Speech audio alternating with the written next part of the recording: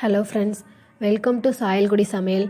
இன்றைக்கி நம்ம சாயல்குடி சமையலில் உளுந்த வடை எப்படி பண்ணுறதுன்னு பார்க்க போகிறோம். இதுக்கு உளுந்தை நல்லா அரைச்சி எடுத்துக்கலாம். உளுந்து அரைக்கிறதுக்கு முன்னாடி ஒரு 20லேருந்து 30 நிமிஷம் வரைக்கும் நல்லா ஊற வச்சு எடுத்துக்கோங்க. ஊற வச்சுட்டு அதுக்கப்புறம் கிரைண்டர் இல்லைன்னு கொஞ்சமாக உளுந்து இருந்தது அப்படின்னா மிக்ஸி ஜாரில் கூட போட்டு நம்ம அரைச்சி எடுத்துக்கலாம். அரைச்சி இந்த மாதிரி இந்த பதத்துக்கு எடுத்து வச்சுக்கோங்க. இதை விட கொஞ்சம் திக்கான பதமாக இருந்தாலும் நல்லா தான் இருக்கும். இந்த பதத்துக்கு எடுத்துக்கோங்க. அப்புறம் நான் வெங்காயம் 3 வெங்காயம் கட் பண்ணி வச்சுருக்கேன். அப்புறம் அதில் பச்சை மிளகாய், கருவேப்பிலை, கொத்தமல்லி இது 4 கட் பண்ணி வச்சுருக்கேன்.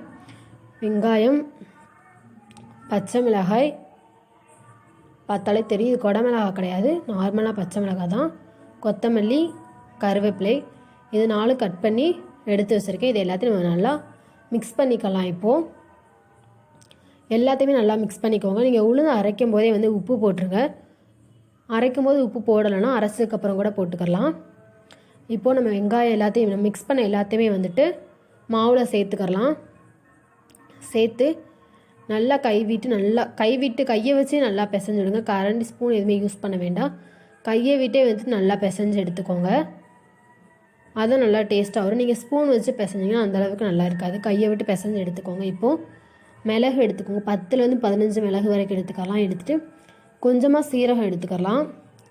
அதையும் நல்லா போட்டுக்கோங்க. மிளகு சீரகம் ரொம்பவே முக்கியம் வடைக்கு, உளுந்த வடைக்கு ரொம்ப ரொம்ப முக்கியம். நல்லா இதை இதையும் அது மாதிரி நல்லா கைவிட்டு பிசைஞ்சு எடுத்துகிட்டு இப்போது கையில் மாவு எடுத்துகிட்டு நடுவில் மட்டும் லைட்டாக ஒரு ஓட்டை போட்டுட்டு எடுத்துக்கோங்க. நீங்கள் மாவு எடுக்கும்போது தண்ணியை தொட்டுட்டு அதுக்கப்புறம் மாவு எடுத்தால் தான் நடுவில் அந்த ஹோல் விழுகும், இல்லைன்னா விழாது. இல்லைனா ரவுண்டாக தான் இருக்கும். அதையும் நான் உங்களுக்கு 2 விட காமிக்கிறேன் பாருங்கள். தண்ணி தொடாமல் எடுத்தால் எப்படி வருன்றதையும் நான் உங்களுக்கு காட்டுறேன் பாருங்கள். தண்ணி தொட்டே எடுத்துக்கோங்க.